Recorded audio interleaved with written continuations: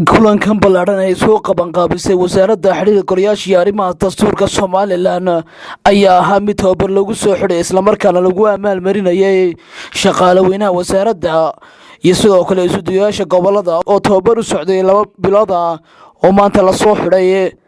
munaasabadan ayaa waxaa ka soo qayb galay wasiirka wasaaradda xiriirka golayaasha iyo arrimaha dastuurka Maxamed Xaaji Aadan Cilmi, agaasimaha guud ee wasaaradda xiriirka golayaasha Maxamed Xuseen Dhabe iyo xiriiryaha guud ee gudoomiyaha qolisaanka xildhibaano ka socday golaha guurtida iyo mas'uuliyiin kale iyo sidoo kale shaqaale weynaha wasaaradda. waxaana ugu horeynba halkaasi ka hadlay agaasimaha guud ee wasaaradda xiriirka golayaasha iyo arrimaha dastuurka Maxamed Xuseen Dhabe, waxaana hadaladiisii ka mid ahaa run ahaantii saaka munaasabadan kooban waxay ku aasaasan tahay shaqaalaha wasaaradda oo tababar muddo u socday, tababarkaas oo ku saabsanaa dastuurka qarankeena Jamhuuriyadda Somaliland oo socday muddo ilaa 2 bilood iyo runtii xogaaya. kiiba waxa weeye maanta aanu doonaynaa inaanu halkan ku soo gabagabayno dadkii hawsha ka qayb qaatayna u mahadnaqno, dadkii la tababarayna halkan lagu guddoonsiiyay intii laga gaari kara maxay tahay abaalmarino. ujeedada horta ugu weyn xafladdu waa intaa. haddaan runtii aan siyara dul taago la socono wasaaradani muddo dheer bay jirtay. intii xukuumadihii waxay Somaliland ay dhisnaayeenba intooda badneed way ka mid ahayd kabineetkii qaranka, iyadoo markaa waxa weeye xilkeeda inta badan uu ahaa xiriirka golayaasha. marar ay waajibaadyo kale raacayeen runtii way jirtay. maanta laakiin xukuumadan imika uu hogaamiyo Musabbix Cabdi markii ay dhalatay waxa wasaaraddan magaceedii runtii hawsha u xil saareed lagu daray dastuurkaas oo runtii aynu ka warqabnay inuu yahay waxa weeye waxa ugu mudan ee qarankan Somaliland runtii waxa weeye asaaska u ah. waxa iyaguna munaasabada indhakooda ka hadlay xiriiryaha guud Xasan Axmed Aadan iyo sidoo kale gudoomiyaha qolisaanka Maxamed Baaruud Cali iyo xildhibaan xareed oo ka socday golaha guurtida ahna gudoomiyaha guddi hoosaadka shuruucda golaha guurtida, waxaanay ku bogaadiyeen wasaaradda xiriirka golayaasha iyo arrimaha dastuurka doorka weyn ka qayb qaadanayso sidii loo faafin lahaa dastuurka amba loo baran lahaa. waxaana hadaloodii ka mid ahaa sida tan: waxaad sheegteen halkan warbixintan lagu siinayay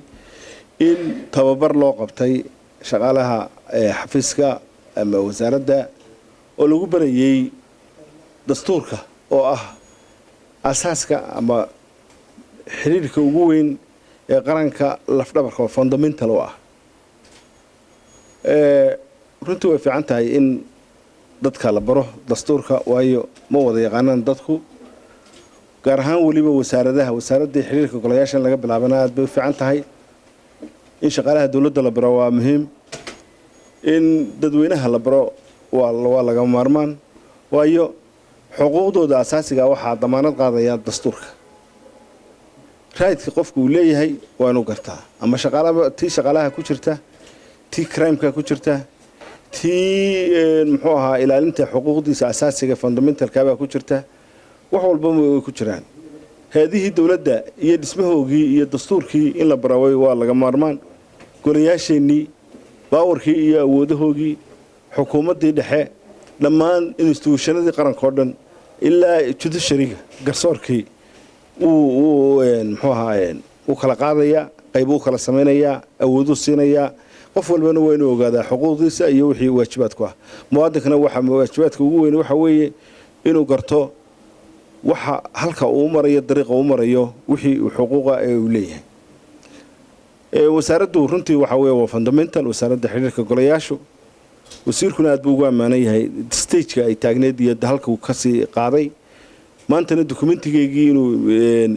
implement garaynayo oo uu meel walba doonayo inuu gaadhsiiyo waa arrin aad iyo aad fiican. awalba waxay ahayd horta wasaaraddu keliya isku xidhka muxuu ahaa golayaasha iyo xukuumadda dhexe, oo ahayd inay shuruucdu ka soo gudbaan xukuumadda dhexe, loo gudbiyo kadib golayaashii lahaa, golayaasha markay soo daadegtana dib loogu soo celiyo xukuumaddii. iyo wixii xidhiidh ah ama wixii safkarad ah ama wixii khilaafaad ka jira inay iyagu ay xaliyaan oo isku keenaan instituushanada qaranka iyo meelmarintooda maantana dastuurkii baa haddana ugu sii darsoontay dastuurka runtii ambition weyn bay qarankuna ka leeyahay dalkuna ka leeyahay waxa weeye horta in isaga laftiisii instrument ahaan amba maxaa document ahaan in la raaco kiisa asaasiga ah waxa dhacday in badan in dastuurka meelo badan amba heedo badan iska daabacdeen taasina waxay keeni karaysay khilaaf weyn oo xagga sharciga ah oo qoraalo ah iminka wasaaraddu inay lafdhabar u noqoto wixii ilaalinta dastuurka iyo meelmarintiisa iyo dokumentigiisa asliga ah inay samayso tallaabada isbeddelka weyn aad muujiseen ee wasiirku ka idinku yahay aad baan idinka mahad celinayna waxaan aaminsannahay wasaaraddu inay tahay lafdhabar halkan waxaa layn dareemayay in la sheegayo lahaa waxaa seminaar baa lagu qabtay lagu baranaya dastuurka waxa weeyaan waa arrin muhiima weeye oo tallaabadii labaadeed macnay qaadeen weeye si aad wasaaraddii u dhisteen iyo tallaabada labaad iminka aad qaadaysaan dastuurku waxaynu ognahay kitaabka qur-aanka iyo munisalka mooyaane wixii kale qaanuun waddanka yaalla waa ka ugu weyn weeyaan ixtiraamkiisa leh wasaaraddan aad baan ugu ammaanaynaa sida wanaagsanay dadka u bareen dastuurka waxaan hay'adaha ka mid tahay inaanu idin ballan qaadayno inaanu kala shaqayno haddii alla yidhaahdo oon idinku taageero waxaa iyaguna halkaasi ka hadlay qaar ka mid ah agaasima waaxidyada wasaaradda xidhiirka golayaasha iyo arrimaha dastuurka somalilan iyagoona soo dhoweeyey munaasabadani lagu soo afmeeray tababarkii u socdeeyey muddada 2 bilood ahayd ee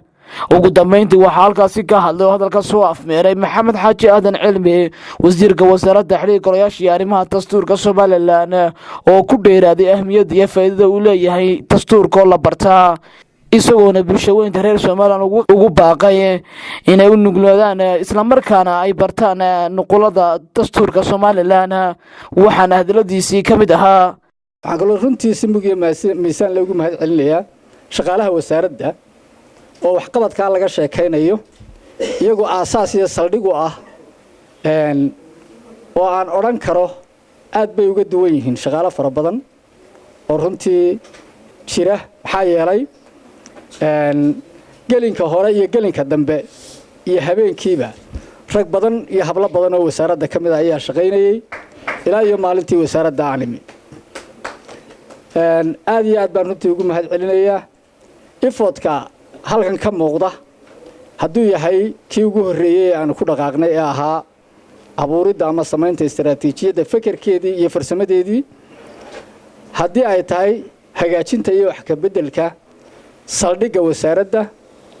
oo runtii hawl badan soo qaatay iyo haddii ay tahay horumarinta dastuurka iyo barashadiisa iyo gaadhsiinta ku talagalka bulshaweynta somalilan dhammaanteedba wasaaraddu iyadoo isku duuban oo uu hogaaminayo agaasimaha guud ee wasaaradda la taliyayaasha odayaasha agaasima waaxiidada isuduwayaasha dhallinyarada ah ee gobollada jooga dhammaantoodba iyagoo isku duuban ayaa runtii howlaha noocaasa la qabtay sidaa laga soo sheekeeyey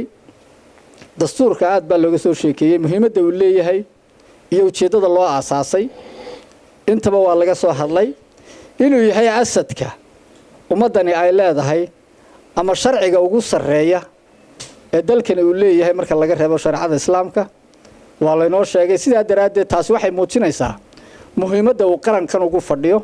gabagabadii waxaa halkaasi wasiir maxamed xaaji aadan cilmi wasiirka wasaaradda xidhiirka golayaasha iyo arrimaha dastuurka somalilan iyo agaasimaha guud ee abaalmarino kala duwan iyo shahaado sharaf u guddoonsiiyeen shaqaalihii loo soo afmeeray tababarkani u socday 2 bilood ee cabdilaahi riraash telefishinka caalamiga badda cas 24 TV magaalada hargeysa.